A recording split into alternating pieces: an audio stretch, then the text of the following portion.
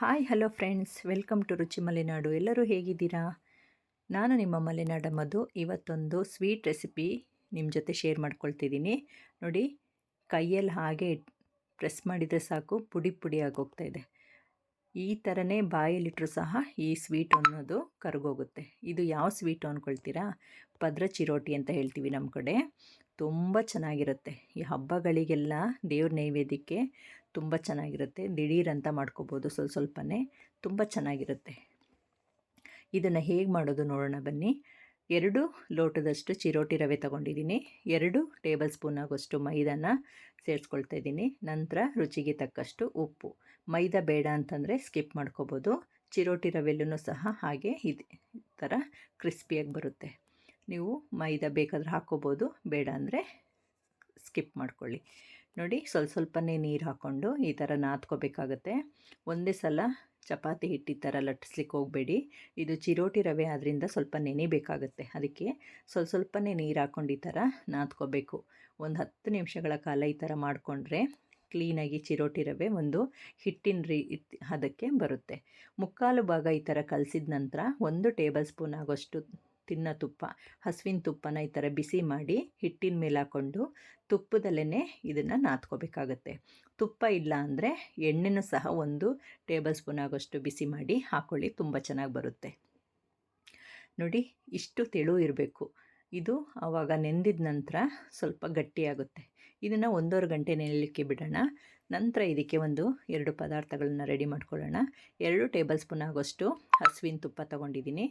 ಇದಕ್ಕೆ ನೋಡಿ 2 ಸ್ಪೂನ್ ಹಾಕ್ಕೊಂಡು ಸಾಟಿನ ರೆಡಿ ಮಾಡ್ಕೋಬೇಕು.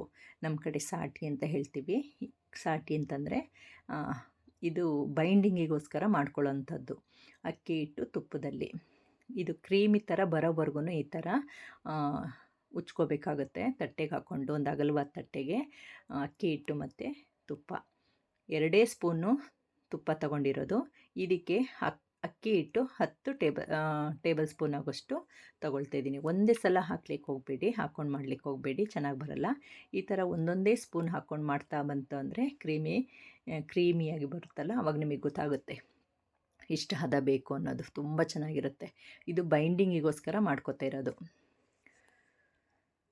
ಈ ಥರ ಒಂದು 5 ಸಲ ಈ ಥರ ತಟ್ಟೆಯಲ್ಲಿ ಉಜ್ಜುತ್ತಾ ಬಂತು ಅಂದರೆ ಕ್ರೀಮಿ ಆಗಿ ಬರುತ್ತೆ. ನೋಡಿ, ಸ್ವಲ್ಪ ಕಮ್ಮಿ ಆಯಿತು ಅಂತಂದರೆ ಮತ್ತೆ 1 ಟೇಬಲ್ ಸ್ಪೂನ್ ಆಗೋಷ್ಟು ಹಿಟ್ಟು ಹಾಕ್ಕೊಂಡು ಈ ಥರ ಪೇಸ್ಟ್ ಮಾಡ್ಕೊಳ್ಳಿ. ತುಂಬ ನೋಡಿ, ಇದೊಂದು ಹದ ಬರಬೇಕು. ಈ ಹದ ಬಂದರೆ ಆಯಿತು ಅಂತ. ನಂತರ ಇದಕ್ಕೆ ಸ್ವೀಟಿಗೋಸ್ಕರ 1 ಕಪ್ಪು ಸಕ್ಕರೆನ ಪುಡಿ ಮಾಡ್ಕೋಬೇಕಾಗುತ್ತೆ. ಏಲಕ್ಕಿ ಪುಡಿ ಹಾಕ್ಕೊಂಡಿದ್ದೀನಿ ಮತ್ತು ಸಕ್ಕರೆನ ಮಿಕ್ಸಿಲಿ ಪುಡಿ ಮಾಡ್ಕೊಬರೋಣ. ನಂತರ ನೋಡಿ, ಹಿಟ್ಟು 1.5 ಗಂಟೆ ಆಗಿದೆ. ನೋಡಿ ಎಷ್ಟು ಗಟ್ಟಿಯಾಗಿದೆ ನೋಡಿ. ಹಾಗಾಗಿ ನಾನು ಮೊದಲೇ ಹೇಳಿದೆ, ಸ್ವಲ್ಪ ತೆಳುವಾಗಿ ಕಲಿಸ್ಕೊಂಡ್ರೆ ಅದು ಹಿಟ್ಟು ನೆಂದ ನಂತರ ಈ ಥರ ಗಟ್ಟಿ ಬರುತ್ತೆ. ನೋಡಿ, ಸಾಟಿ ರೆಡಿ ಆಯಿತು, ಹಿಟ್ಟು ರೆಡಿಯಾಗಿದೆ, ಸಕ್ಕರೆ ಪುಡಿನೂ ರೆಡಿಯಾಗಿದೆ. ಈಗ ಹೇಗೆ ಮಾಡೋದು ನೋಡೋಣ ಬನ್ನಿ. ಒಂದೊಂದೇ ಉಂಡೆಗಳನ್ನು ಮಾಡ್ಕೋಬೇಕಾಗುತ್ತೆ. ಹಿಟ್ಟನ್ನು ತಗೊಂಡು ಈ ಥರ ನಾದ್ಕೊಂಡು ಒಂದೇ ಸೈಜಿನ ಥರ ಉಂಡೆಗಳು ಮಾಡಿಕೊಂಡು ಚಪಾತಿ ಲಟ್ಟಣಿಗೆಯಲ್ಲಿ ಲಟ್ಟಿಸ್ಕೋಬೇಕಾಗುತ್ತೆ. ಚಪಾತಿ ಲಟ್ಟಿಸ್ತೀವಲ್ಲ ಹಾಗೆ ಇದನ್ನು ಸಹ ಲಟ್ಟಿಸ್ಕೋಬೇಕಾಗುತ್ತೆ. ನೋಡಿ, ಈ ಥರ ಒಂದೇ ಅಳತೆಗೆ ಈ ಥರ ಕಟ್ ಮಾಡ್ಕೋತಾ ಇರೋದು. ಕೈಯಲ್ಲೇ ಹಾಗೆ ಮಾಡ್ಕೋಬೋದು, ಚಾಕುವಿನ ಸಹಾಯ ಏನು ಬೇಕಾಗಲ್ಲ. ನಾನು ಒಂದೇ ಅಳತೆ ಇರಲಿ ಅಂತೇಳಿ ಈ ಥರ ಮಾಡ್ಕೊಂಡಿದ್ದೀನಿ. ನೋಡಿ, ಈ ಥರ ದಪ್ಪ ದಪ್ಪ ಉಂಡೆಗಳು ತಗೊಂಡು ಅಗಲವಾಗಿ ಹಾಳೆ ಥರ ಹರ್ಕೋಬೇಕಾಗತ್ತೆ. ನೋಡಿ, ಈ ಥರ ಒಂದು ಫಸ್ಟೇ ಎಲ್ಲ ರೆಡಿ ಮಾಡಿಟ್ಕೊಂಡ್ರೆ ಈಸಿಯಾಗಿ ಮಾಡ್ಕೋಬೋದು. ಸ್ನೇಹಿತರೆ, ಸ್ವಲ್ಪ ಕಷ್ಟ ಆಗುತ್ತೆ ಮಾಡಲಿಕ್ಕೆ. ಈ ಥರ ಎಲ್ಲ ಮಾಡಿಕೊಂಡು ಪೇಸ್ಟ್ ಮಾಡಿಕೊಂಡು ಈ ಥರ ಪುಡಿ ಮಾಡಿಕೊಂಡು ಲಟ್ಟಿಸೋದು. ಆದರೆ ಈ ಸ್ವೀಟ್ ಅನ್ನೋದು ತುಂಬ ಟೇಸ್ಟ್ ಬರುತ್ತೆ. ನೀವು ಒಂದು ಸಲ ಮಾಡಿ ನೋಡಿ, ಪದೇ ಪದೇ ಮಾಡ್ಕೋತಾ ಇರ್ತೀರ, ತುಂಬ ಚೆನ್ನಾಗಿ ಬರುತ್ತೆ.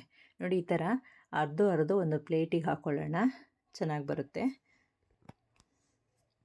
ಈ ಥರ ನಾವು ಸಾಟಿ ಮಾಡ್ಕೊಂಡ್ವಲ್ಲ ಕ್ರೀಮಿ, ಈ ಥರ ಒಂದೊಂದೇ ಹಾಳೆಗೆ ನೋಡಿ, ಬೈಂಡಿಂಗಿಗೋಸ್ಕರ ಅಂತ ಹೇಳಿದ್ನಲ್ಲ, ಈ ಥರ ಎಲ್ಲ ಕ್ಲೀನಾಗಿ ಸ್ಪ್ರೆಡ್ ಮಾಡ್ಕೋಬೇಕಾಗತ್ತೆ. ಅಕ್ಕಿ ಹಿಟ್ಟು ತುಪ್ಪದಲ್ಲಿ ಮಾಡ್ಕೊಂಡಿರೋದು ಇದು ಪೇಸ್ಟು. ಈ ಥರ ಒಂದು ಬೈಂಡಿಂಗಿಗೆ ಒಂದೊಂದೇ ಹಾಳೆ ಇದ್ರ ಮೇಲೆ ಹಾಕ್ಕೊಳ್ಳೋಣ. ಅದಕ್ಕೆ ಮೊದಲೇ ಲಟ್ಟಿಸಿಟ್ಕೊಬಿಟ್ರೆ ಆಮೇಲೆ ಈಸಿ ಆಗುತ್ತೆ. ಈ ಥರ ಮಾಡಿಕೊಂಡು ನೋಡಿ, ಇದ್ರ ಮೇಲೆ ಮತ್ತೆ ಸಾಟಿನ ಹಾಕ್ಕೋಬೇಕಾಗತ್ತೆ. ಮತ್ತು ಸಾಟಿ ಹಾಕ್ಕೊಂಡು ನಿಮಗೆ ಎಷ್ಟು ಲೇಯರ್ ಬೇಕೋ ಅಷ್ಟು ಲೇಯರ್ ಮಾಡ್ಕೋಬೋದು. 5 ಬೇಕು, 10 ಬೇಕು, 7 ಬೇಕು, 6 ಬೇಕು. ನಾನು 4 ತಗೊಂಡಿದ್ದೀನಿ. 4, 5, 6 ಎಷ್ಟಾದರೂ ಒಂದ್ರ ಮೇಲೆ ಒಂದು ಇಡಕ್ಕೆ ಎಷ್ಟಾದ್ರೂ ಹಾಳೆಗಳನ್ನು ಒಂದ್ರ ಮೇಲೆ ಒಂದು ಜೋಡಿಸ್ಕೋಬೋದು. ನೋಡಿ ಈ ಥರ ಒಂದೊಂದೇ ಮಾಡಿಕೊಂಡು ಈ ಥರ ಒಂದು ಕ್ರೀಮನ್ನು ಇದಕ್ಕೆ ಸವರ್ಕೊಂಡು ಬೈಂಡ್ ಮಾಡ್ಕೊಳ್ತಾ ಬರಬೇಕಾಗುತ್ತೆ. ತುಂಬ ಚೆನ್ನಾಗಿರುತ್ತೆ ಇದೊಂದು ಸ್ವೀಟು. ನಮ್ಮ ಮನೇಲಿ ಎಲ್ಲರಿಗೂ ಇಷ್ಟ ಆಗುತ್ತೆ ಇದು ಸ್ವೀಟು. ಇದನ್ನು ಬಾದಾಮಿ ಹಾಲು ಜೊತೆನೂ ಸೇವಿಸ್ಬೋದು, ಇಲ್ಲ ಹಾಗೇನೂ ಸಹ ತಿನ್ನಲಿಕ್ಕೆ ಚೆನ್ನಾಗಿರುತ್ತೆ. ನೋಡಿದ್ರಲ್ಲ, ಹೀಗೆ ಎಲ್ಲ ರೆಡಿ ಮಾಡಿಟ್ಕೊಂಡ್ರೆ ಬೇಗ ಆಗುತ್ತೆ. ನಾನು ಒಟ್ಟು 4 ಹಾಳೆಗಳನ್ನು ಪದರವಾಗಿ ತಗೊಂಡಿದ್ದೀನಿ. ಇದನ್ನು ಈಗ ಸುತ್ಕೋಬೇಕಾಗತ್ತೆ, ರೋಲ್ ಮಾಡ್ಕೋಬೇಕಾಗತ್ತೆ. ಗಟ್ಟಿಯಾಗಿ ಸುತ್ತಿ, ಲೂಸ್ ಬಿಟ್ಕೊಂಡು ಸುತ್ತಕ್ಕೆ ಹೋಗಬೇಡಿ. ನೋಡಿ, ಚಿಕ್ಕ ಚಿಕ್ಕ ಪೀಸಸ್ಗಳನ್ನಾಗಿ ಈ ಥರ ಕಟ್ ಮಾಡ್ಕೊಳ್ಳೋಣ. ನೋಡಿ, ಈ ಥರ ಒಂದು ಕಟ್ ಮಾಡಿ ಇಟ್ಕೊಬಿಟ್ರೆ ಸಣ್ಣ ಸಣ್ಣ ಪೂರಿ ಥರ ಅರ್ದ್ಬಿಟ್ಟು ಈಗ ಎಣ್ಣೆಗೆ ಹಾಕ್ಕೋಬೇಕಾಗತ್ತೆ. ನೋಡಿ, ಮೈದಾ ಹಿಟ್ಟಿನ ಸಹಾಯದಿಂದ. ನೋಡಿ, ಇದು ಉಲ್ಟಾ ಅರಿಲಿಕ್ಕೆ ಹೋಗಬೇಡಿ. ಹೆಂಗೆ ಕಟ್ ಮಾಡಿರ್ತೀವಿ ಹಾಗೆ ಮಧ್ಯದಲ್ಲಿ ಪದರ ಬರಬೇಕು. ನೋಡಿ, ಪೂರಿ ಮಾಡ್ಕೋತೀವಲ್ಲ ಅದೇ ಥರ ಈ ಥರ ಲಟ್ಟಿಸ್ಕೊಬಿಟ್ಟು ಒಂದು ತಟ್ಟೆಗೆ ಹಾಕಿಟ್ಕೊಳ್ತೀನಿ. ನಮಗೆ ಎಷ್ಟು ಬೇಕೋ ಅಷ್ಟು ಮಾಡಿ ಮೊದಲೇ ಇಟ್ಕೊಂಡು ನಂತರ ಒಟ್ಟಿಗೆ ಎಣ್ಣೆಲಿ ಕರಿಬೋದು.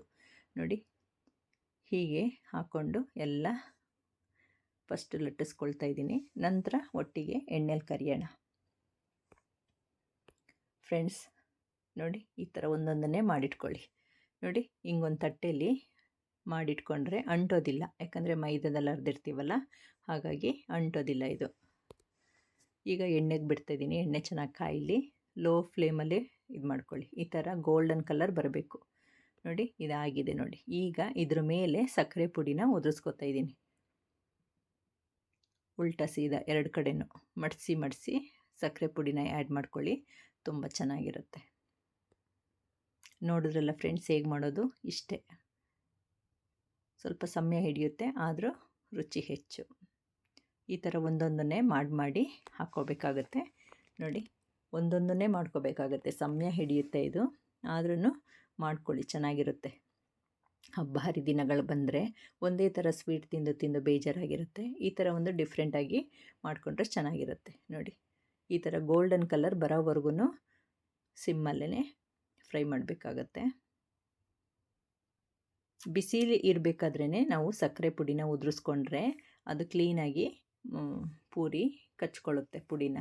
ಇಲ್ಲ ಅಂತಂದರೆ ಮೇಲ್ಮೇಲೆ ಹಾಕಿದಾಗ ಉದುರೋದಂಗಾಗುತ್ತೆ. ಬಿಸಿಲೇ ತಕ್ಷಣವೇ ಉದುರಿಸ್ಕೊಬಿಡಿ, ಮೇಲೆ ಚೆನ್ನಾಗಿರುತ್ತೆ. ಈ ಥರ ಒಂದೊಂದನ್ನೇ ಮಾಡಿಕೊಂಡು ಮಾಡೋಣ.